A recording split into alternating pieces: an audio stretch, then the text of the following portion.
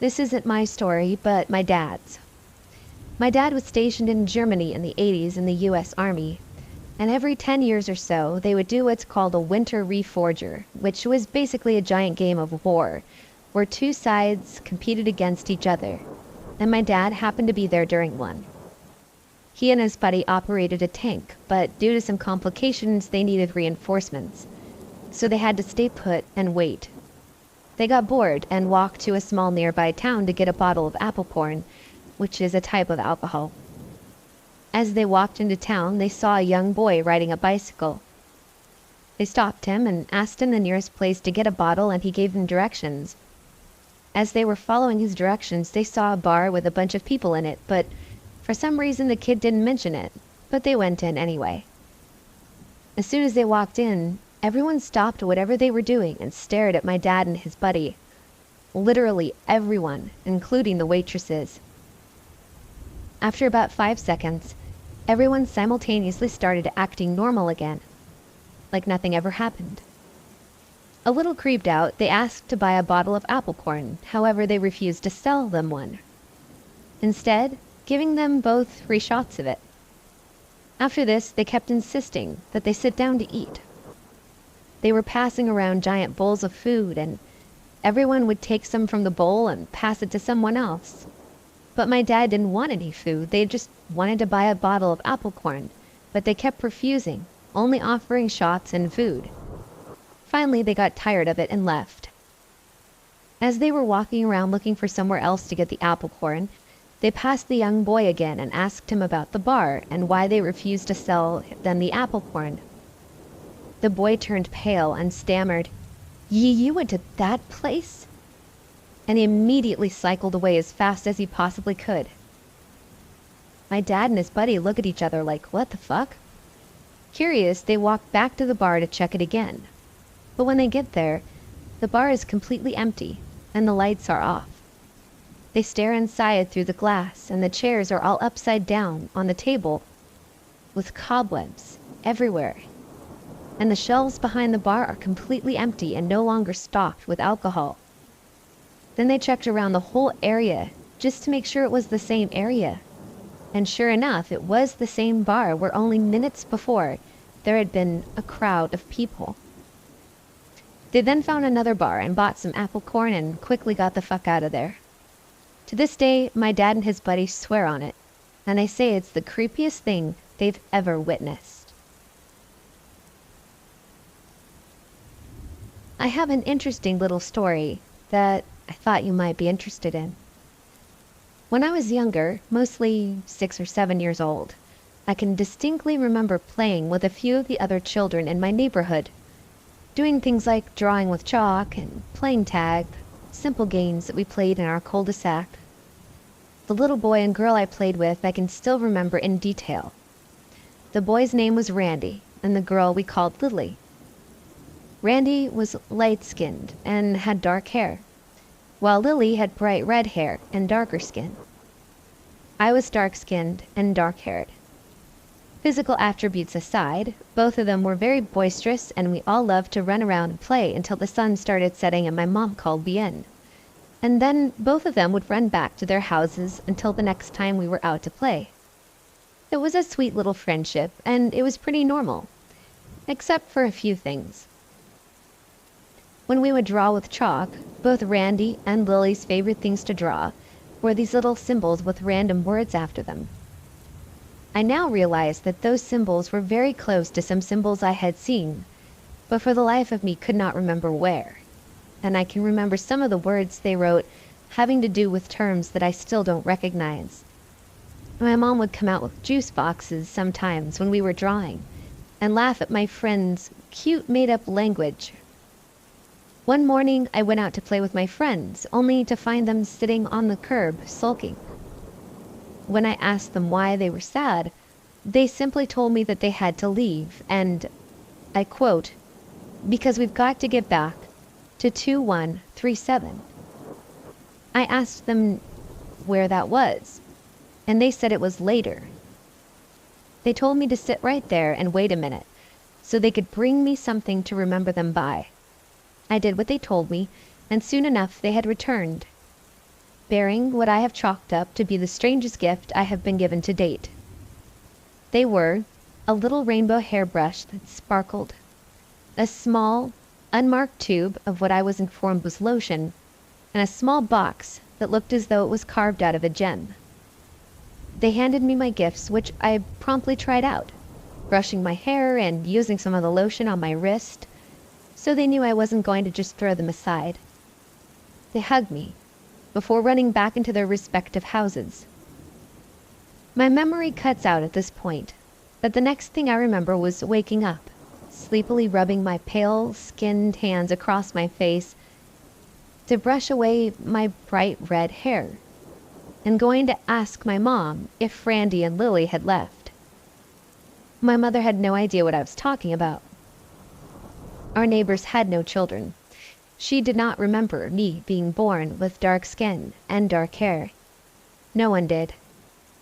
That was the day Randy and Lily disappeared from the face of the earth, leaving me with an unfamiliar, new appearance, a tube of hand lotion, a tiny comb, and a glittery little box that sits on my mantle to this day, and which I still have no idea how to open. In 2003, my best friend had gone missing and ended up being murdered. It was a huge news story and tore me up inside. Back when it had occurred, there were some issues going on in his personal life. I was living a couple hours away. Anyway, my birthday was on June 15th, which was a Sunday. I was hanging at my friend's house the morning of Saturday the 14th, from which I distinctly remember having a bad signal on my cell. Always. I was hanging out at the time, and we were in front of my friend's house. I called my other friend, the one who was killed, that morning, asking him what he was doing, and that my birthday was the next day, and that night we had planned to go to a rap concert. He said he wanted to come down, but there was some trouble and he wasn't alone. He mentioned he was with his roommate, and I told him they could both come down. Without giving too much detail, he mentioned he was in fear of his life, and I told him to come lay low at my house, and Monday we could drive back and go to the police. My friend, whose house I was also at, had chimed in, remembering me having a full conversation. My friend on the other end of the phone line said he would drive down and stay over. He never showed up. I called him on my birthday, infuriated that he had never showed up. He never answered the phone. I didn't think much of it at the time. I was very drunk, but something just didn't seem right. I got a call Monday morning from his long-distance girlfriend saying she hadn't spoken to him since Tuesday, and I told her to calm down and that I had spoken to him. Well, I got a call from his parents as well, begging me to go check his dorm room, which he had that roommate at, which they both stayed at the local university. I drove down with a friend I was getting stoned with on Saturday, and we got let into his place. He had 2 baby pit bulls who looked starved when we walked in. There was dog shit everywhere. We checked the apartment and it was a mess. I went into his bedroom and there was a suitcase on the bed, half packed with folded clothes in the bag and on the bed very neatly. This was how my friend was with his clothing. It was a 2 or 3 night bag. Something was wrong.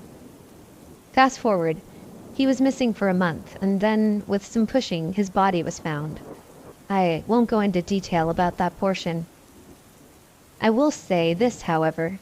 The FBI ended up telling me he was dead 2 or 3 days before the day I spoke to him. Furthermore, there was no cell phone record of the call, or so I was told. I can't say how accurate the body decomposition was, due to the body being at field during the summer in a southern high heat state.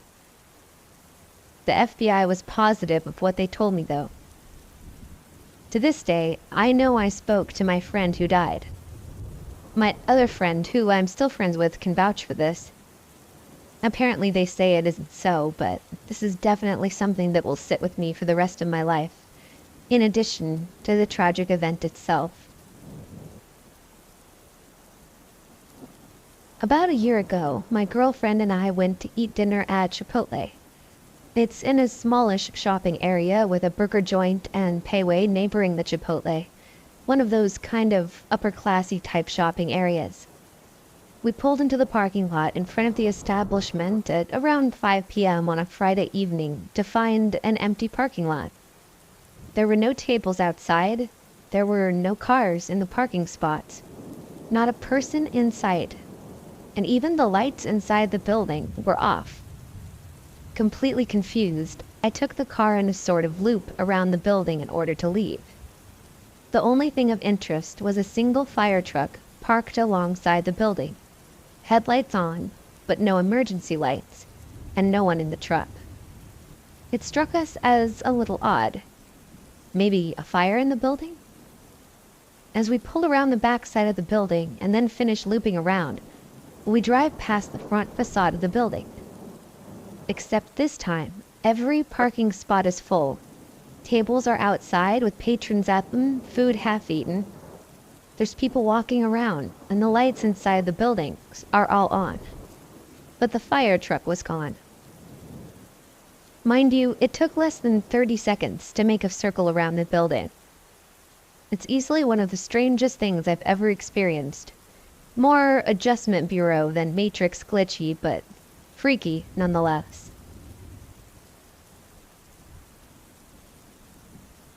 A little backstory. I was a total idealist back in high school, so when choosing a college, I chose to go somewhere that none of my friends were attending, so that I could strike out on my own, in a finding myself sort of way. Well, I ended up making a few really close friends my first semester. I mean, these guys became like family to me in a matter of months.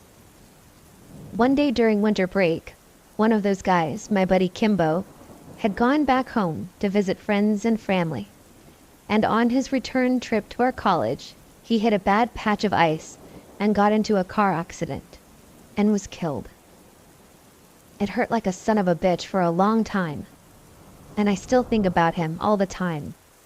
But anyways, a few weeks after Kimbo's accident, me and the rest of the guys were getting back from a party off campus, and as we were standing outside our dorm building smoking a cigarette, I felt my phone vibrating. And when I pulled it out, I saw that I was getting a call from Kimbo's phone. Dumbfounded, I showed my friends the phone quickly, and then I answered.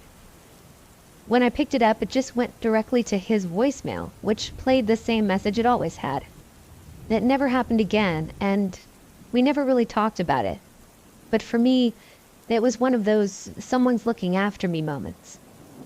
I hadn't been doing very well after his death, but seeing his name show up on my cell phone screen one final time made me feel a whole lot better for a time and really helped me get out of the slump I was in.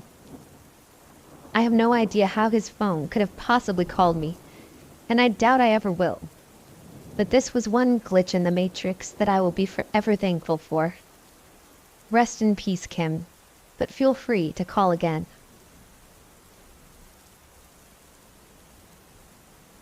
In college, I frequented a trail in the Appalachian Mountains near my college. Each time I would trek further and further. I never saw anyone else on it, no matter how good the weather was, so I saw it as my own personal trail. For a while, I would walk to a large stream and turn back, since it was wide and deep, and I didn't want to get my boots soaking wet.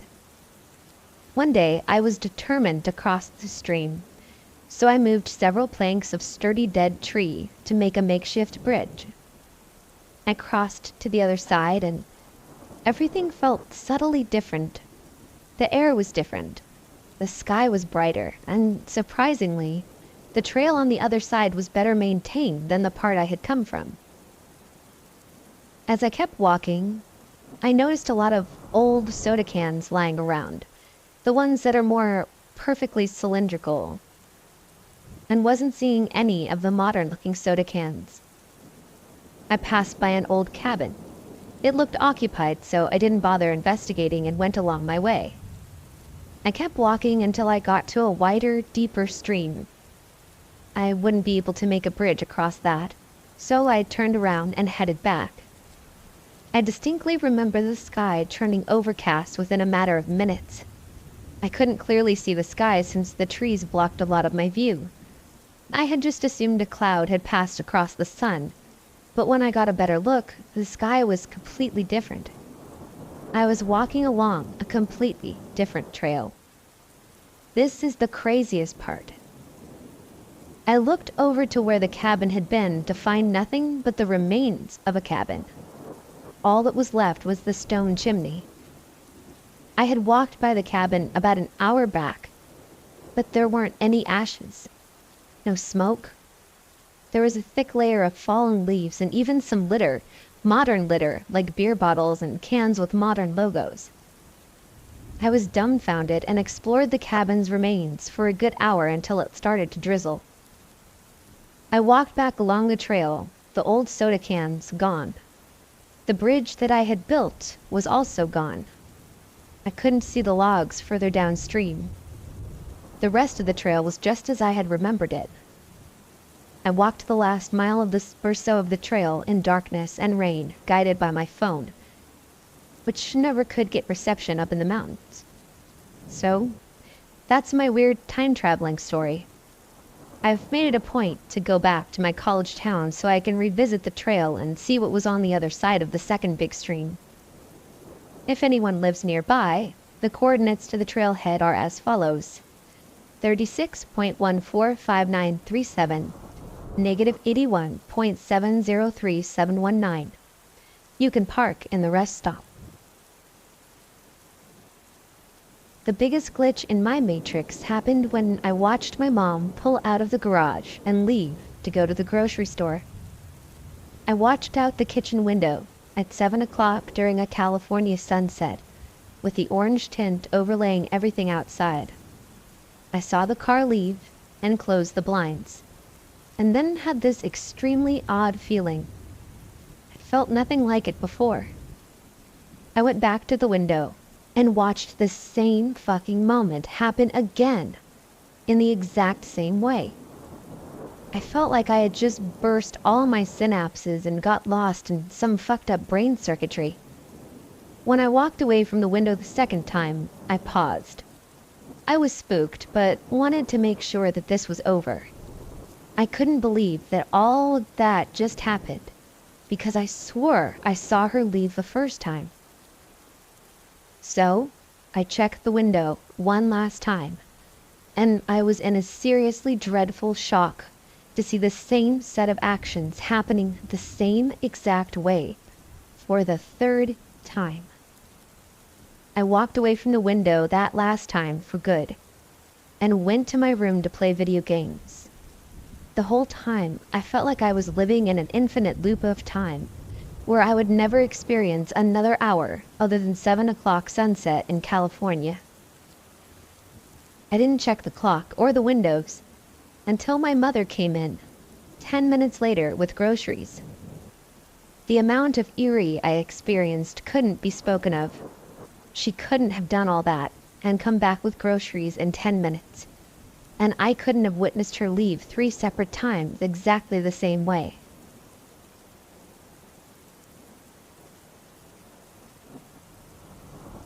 When I was 18, my best friend called me very late one night at 1:43 in the morning. He left me a voicemail to call him back. I wasn't near my phone when he called. I called him back at 1:46 in the morning, but got his voicemail this time. He sounded distressed, like something was really wrong. I was concerned, but went to bed anyway. The next morning, I was at work and sitting in the middle of a staff meeting when I felt like I was about to throw up. I went to the bathroom and started heaving my guts out.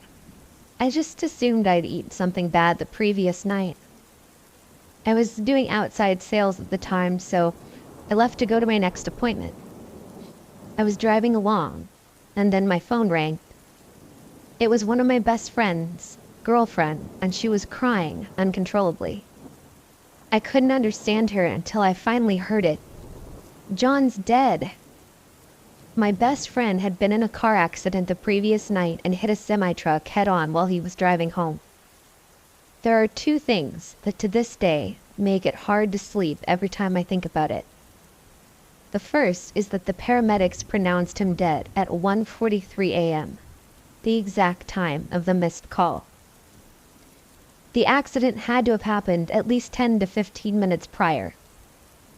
The other thing that was probably just a coincidence was me getting sick at my meeting. It was like I knew